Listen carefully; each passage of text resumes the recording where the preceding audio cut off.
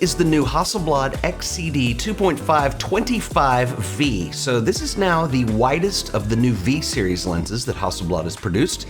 It features an f2.5 aperture that Hasselblad are saying was designed specifically for night photography. Welcome back, everyone. In this video, I am very excited to be sharing with you the brand new Hasselblad 25V. So this is part of the new V series of lenses that Hasselblad started last year with the release of the X2D. So this includes the 38mm, the 55mm, the 90mm, and now we have an ultra wide angle, which is the 25mm. Of course, this is a medium format lens, so it covers a bigger area than full frame. We have a reverse crop factor of 0.79. So this ends up being the equivalent of about a 19.75mm. We'll go ahead and say it's the equivalent of a 20mm lens on full frame. So it is ultra wide and it is very compact considering. So being a V series lens, and that is Hasselblad's abbreviation for versatile.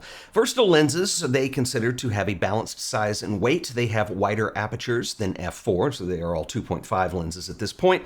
And it also means that we have outstanding image quality and a high resolution performance, and this lens does not disappoint in any of those areas. So I want to talk just for a second about wide angle lenses and apertures, because this is something that is really important when you look at this system. The whole idea of the Hasselblad system is to be able to have something that's super portable that is handheld most of the time, and this lens falls right into that. Now typically with medium format you have a wider area of coverage, and so it's more difficult to keep your lens sizes smaller, and Hasselblad's done a tremendous job with that. Now this is not the smallest wide angle lens they've made. There are two others. You guys might remember when I did a video on the 21mm lens, and then also last year when they released the 28P, just to show you a size comparison. So this is the 28P. Now the 28P, the P stands for portable, and this is a different lens line that Hasselblad have, and it shows you the intention of each one of these lenses. Now, the biggest difference here is they're both wide-angle lenses. The 28P is an f4 lens. This one is an f2.5. So that is your trade-off. The wider the aperture, the harder it is to make corrections, the more elements and groups you're going to need in your lens formula, and so therefore you end up with a bigger lens. That being said, I think they did an excellent job on this lens. I have used medium format lenses before on the wide side that were a lot bigger, so this one's really nice. It is very compact. This lens falls right into the ethos of the XCD system, and while it is larger than the 28P, let's say, it's still very easy to carry around and use, even if you're not using a tripod. Now, another challenge with ultra wide angle lenses is this thing that optical designers refer to as coma. So what coma refers to is the rendering of single point light sources. This could be something like if you have a cityscape and you have small points of lights on buildings, or if you're shooting astrophotography and you've got stars and you've got little points of light all over your image. Now, the way that coma works is when it's uncorrected, typically they're circles, they're little round dots as you are in the center of the frame. As you move towards the edges, poor coma performance results in very bizarre shapes that tend to look a little bit like birds. They are no longer circular. So this is something that has to be corrected in the lens design itself. Now, I was really excited about this camera, so I took it out, did my best with some astro, and you do see that wide open, this lens is very well corrected for coma. And of course, between all the rain we've had this week and the fact that I do live in a city with light pollution, it did pretty well with rendering stars, and I'm very impressed with the performance on this lens. Now, I will say with any lens, if you start stopping down and using smaller apertures, it will correct the coma problem that you see with the stars, but then the problem is that if you're shooting night photography, it has another challenge in that your exposure will need to be longer, or you're going to have to use a higher ISO, so it kind of defeats the purpose. This lens is really awesome for things like this. So the 25V is an excellent performer wide open, not only for astrophotography, but for really any kind of low light photography, where you want to be able to capture images where you need to be able to use full aperture and still get incredible image performance. And that is another issue with the XCD system. The X2D is a 100 megapixel camera, as is the new 907X with the 100 megapixel back. So resolution is extremely important, and it makes it very difficult for lens designers within this system, because not only do you have the demand of having a higher resolution, but you also have the constraints of having a mirrorless system, so you want smaller lenses. Hasselblad really are delivering the best of both worlds with this series, and I'm very impressed. With the 25V, you have excellent performance with sharpness all the way across the frame, edge to edge. Contrast rendition is very good, and the micro contrast rendition is really good as well. Now, Hasselblad are touting this as a great lens for low light and night photography, but I think another big deal with this lens is when you have an ultra-wide angle lens, for me at least, the main application that I use these for is architectural applications. And this really does come in handy when you're shooting indoors, that is low light. And for instances where you don't want to have a tripod in tow, it really is nice to be able to have something that you can shoot handheld that has a wider aperture and still has that image performance wide open. This is something that I've noticed to be a challenge with the 28p because that extra stop and a third of light is all the difference in the world sometimes depending on the lighting situation. Now, one other comment that I want to make about the image quality from the 25V. So typically when I do these first look videos, I have access to lenses before they are released to the public. So therefore, if I'm using Lightroom to do my image editing, there are no lens profiles that exist for lenses that just haven't come out yet. These are always updated after the fact with Adobe Lightroom. And I will say that the performance on the 25V is impressive. There are a lot of companies that I've reviewed lenses with that do a lot of cheating when it comes to distortion. In other words, they're using Lightroom to perform corrections on the image. And the 25V has a little bit of distortion, but it is absolutely acceptable. And there are no profiles on any of the images that you're seeing here. And now to talk about what I mean by distortion is typically when you have wide angle lenses, especially the wider they get, lines are not straight a lot of the times. And this is really important when you're shooting architectural photography. Obviously, you want the sides of buildings and walls to be straight lines. And so rectilinear lens design is intended to correct those, but a lot of times, particularly with zoom lenses, it tends to not do a very good job. Now, you can correct that electronically, but like I stated before, none of these images I have any kind of profile applied. So you can see that there is a little bit of distortion, but this is perfectly acceptable. And I think that speaks very well to Hasselblad and the lens design that they're doing. They're trying to get it right in the lens, in the camera, and not rely on electronics to do performance adjustments later. And so I applaud Hasselblad for that. That is a huge deal. I also want to talk about the design on the 25V. I think Hasselblad have done an outstanding job with this. And as I mentioned earlier, this is the fourth lens in the V series.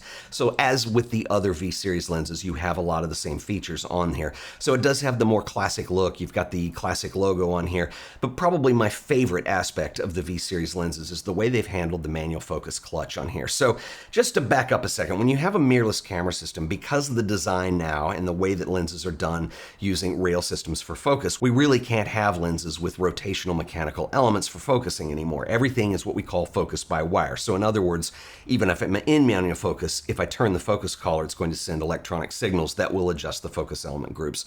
So what Hasselblad have done here that I really like is they have a clutch system. So if I want to go into manual focus, I simply push this collar up and you're going to see revealed our depth of field scale. This is really useful if you're shooting any kind of landscape photography, architectural work, and you need to understand where your depth of field actually is in that scope. And the best part for me is that Hasselblad have designed it so when you have the clutch pushed up, you are going to have hard stops at both minimum focus and infinity. This is really useful if you're doing astrophotography. If you're doing anything that's architectural and you need to know where infinity is really quick, it's really easy to find. And this is something that's normally skipped over with mirrorless lenses. And so very nice job for Hasselblad for including this. This is very well designed. If you want to go back to autofocus, you just simply pop the clutch down and you're in autofocus. The other cool thing that they've included on here is you do have a custom function control ring. And so this is the ring that's closest to the camera.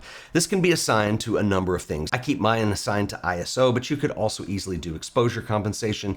There are a lot of things that you could do with this. And the other cool thing is you do have a declick switch on here, which typically is reserved for aperture when you're shooting video, but on this camera, it just simply does the custom control ring. So if I want a smooth rotation, I keep it in one position. If I want clicks, then I go into the other. So depending on what you have this set up for and what you want to use it for, it can be very beneficial in the way the actual lens feels when you're using it. So it is very awesome. The 25V features a very modern optical design using 13 elements in 10 groups. 4 of these elements are spherical and 3 of them are extra low dispersion, which keeps the image quality very high in a somewhat compact package. The size and the weight are really quite excellent for an ultra-wide lens. The 25V is just slightly longer than the 90V and it weighs in at 592 grams. And because it's a smaller size, we can use standard filters. The filter threading is a 72mm type, which fits in nicely with many of the other lenses in this system. And it's also worth mentioning that because the Hasselblad system works around a leaf shutter, the shutter is included inside the lens.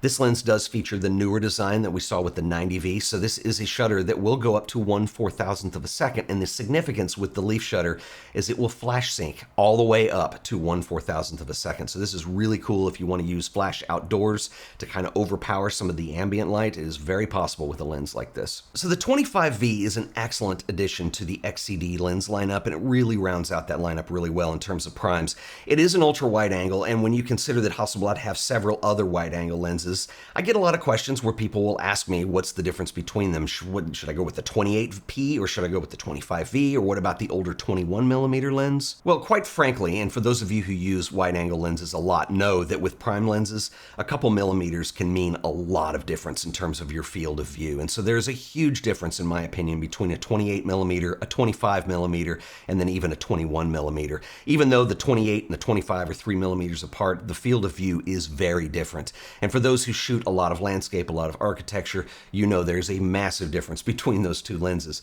But I will say this, I think the two that are closest in the lineup right now are the 25V and the older 21mm lens. Now the 21mm lens I did a review on a couple years ago when it came out. It is an excellent lens. It is an ultra wide. It's a 17mm equivalent on full frame, and we're looking at the difference between 17mm and 20mm, which is pretty big, but because they're both ultra wides, I think the 25V really caps it off. The 21mm is an excellent lens, but the 25V beats it in terms of distortion, sharpness, and in particular vignetting. And when you consider the 21mm, the older one, is an f4 lens, this is an f2.5, so you're going to get an extra stop and a third of light in it as well.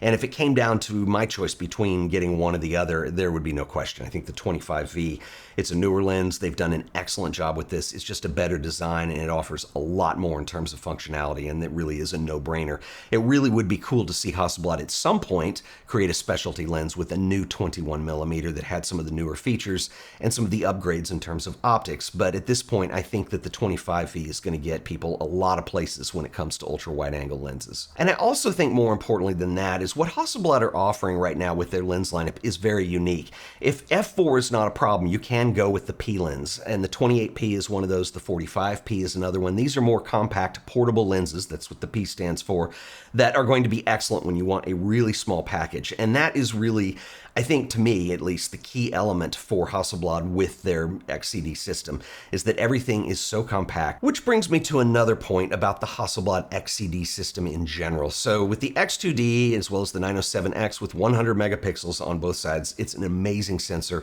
It has a really high resolution, and having lenses that are compact are very difficult and very challenging from a design perspective. Hasselblad are doing an incredible job with that right now. I think the V-series lenses are my favorites that they've ever done. And if you want something that's super portable, and this plays well into the whole idea of mirrorless medium format, they have the P-series lenses. There's only two lenses in this right now, the 45p and the 28p. P stands for portable, and that's exactly what you get, something that's very compact, very lightweight, very easy to carry around. The trade-off is you're going to have an f4 lens as opposed to an f2.5. If you want to go for an f2.5, you need that extra stop and a third. You're not giving up much. I mean, yeah, that one is pretty small, but they're still fairly lightweight, both of them, and they don't weigh down the system. And that is the most important thing about the X2D specifically and the 907X, is with the mirrorless system, we have something that can be handheld, it's portable, it's lightweight, and some may consider 2.5 to be not what you would see f1.4 on full-frame mirrorless, but you have to also consider some of the other concessions that Hasselblad has made in here. You have a much bigger image area because you've got to cover that entire sensor. And then we also have in-body image stabilization, and I think it's so well executed on the X2D. I can handhold with, like, let's say the 55mm lens down to like a 13th of a second. My problem is things that move within the picture, but it's not camera shake, and that's something that really speaks well to this entire system. Makes it portable, makes it lightweight, and makes it make a lot of sense, especially for the type of stuff that I use it for. If you have any questions, please drop them below. Make sure you check out this lens. It is quite awesome. I'm very impressed. I'll see you guys in the next video. Until then, later.